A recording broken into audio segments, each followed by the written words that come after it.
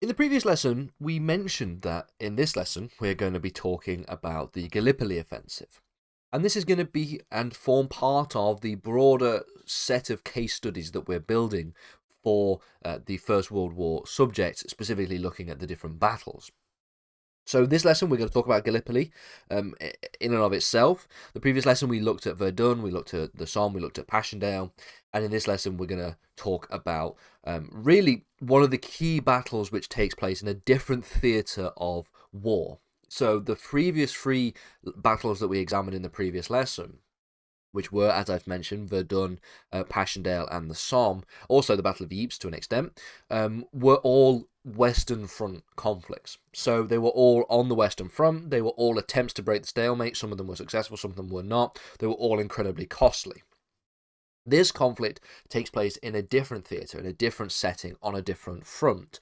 Hopefully, the attempt was, with the Gallipoli offensive, to set up a new front, to try and force the Ottoman Empire to capitulate, essentially, and which would obviously put pressure on Austria-Hungary, as well as the Germany as well. So that was the aim, that was the attempt. Ultimately, the Gallipoli offensive was a failure, and we'll explain why in this lesson. So it was the brainchild of Winston Churchill, who of course becomes the Prime Minister in the future, but at the time and during the First World War he was First Lord of the Admiralty.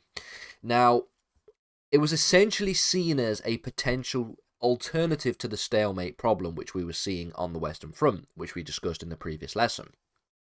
The stalemates were incredibly costly. They didn't achieve anything, of course. Every single battle they were losing hundreds of thousands of soldiers.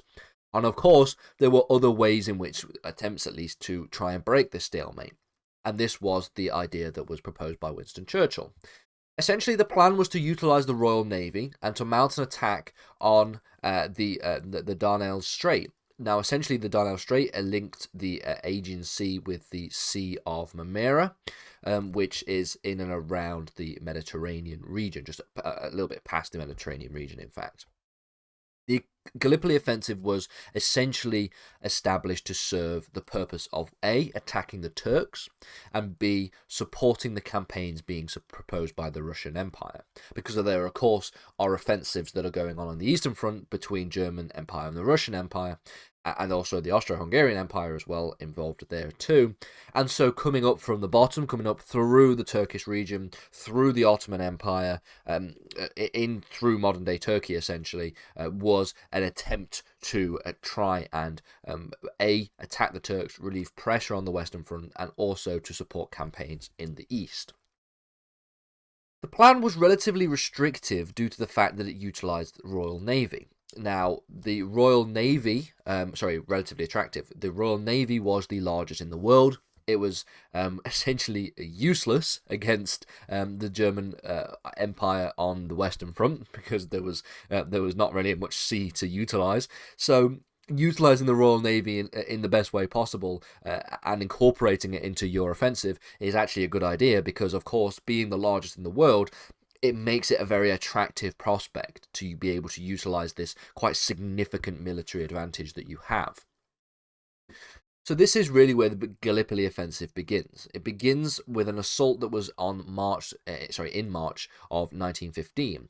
Essentially, it began with warships attacking strong forts that lined the straits, and to try and essentially weaken the weaken the straits. And it's quite interesting that the Gallipoli offensive is the first of these landing offensives that we see utilised very strongly in the Second World War. So the landing of infantry personnel on the beaches of a particular region to try and take that area is something that was utilised quite a lot in the Second World War. Of course, you have the D-Day landings. You also have many different battles that take place in the Pacific theatre, from the Battle of Peleliu to the Battle of Okinawa to the Battle of Iwo Jima, etc., etc., that utilizes this Gallipoli-style offensive of essentially beginning with a bombardment from naval warships attacking forts along the particular coastline on the strait, and then when this takes place, you then go and you send forces infantry in. But the first problem begins before that before the infantry even climb aboard to get and to land at Gallipoli, because the first problem came when it was discovered that the strait was lined with mines. Obviously, mines in the sea were very problematic for the Navy. The result is that the decision was made to go and launch a land attack on the region instead, or at least to essentially scrap the naval aspect of this particular part of the offensive and to go for the land assault. Now, in April 1915, a fighting force made up of a combination of British, French, and Anzac forces were assembled to attack the Helles Beach. Now, Anzac just stands for Australia and New Zealand. So a combination of Australia and New Zealand, as well as British and French forces. The Turkish forces were supported by German troops, and they also had strong defences, and they had dug-in trenches, and this made it very difficult for any Allied forces to gain any kind of ground. Of course, when you're doing a landing operation such as Gallipoli or D-Day or any of the Pacific island-hopping landing forces that takes place, you always are going to start at a disadvantage because you're landing onto a beach, which is incredibly flat, incredibly open, and the enemy forces that are defensively orientated are going to be dug in very, very strong with trenches, forts, with pillbox positions, etc., etc., etc. All of these things are not very good for the landing forces, and so you have to really push to gain some kind of foothold on the beach in order to actually have any kind of success. The reality quickly set in that they would be unable to remove the Turkish forces from the peninsula, and this essentially caused the Gallipoli offensive to be considered to be a failure, but we'll talk about that in a second. One of the other things that can be considered as a failure, or at least contributing to the failure at Gallipoli, was the fact that the conditions were incredibly harsh. In the summer, the heat became unbearable, considering that we're very, very close to the equator. And this, of course, led many, many corpses beginning to rot as people died, and the conditions allowed them to essentially to rot in the heat. This was incredibly bad, as we can imagine. And then when we get to the winter side of the Gallipoli offensive, the problem was the complete opposite. So rather than the heat becoming unbearable, the cold became unbearable. So a new problem was had, i.e. frostbite.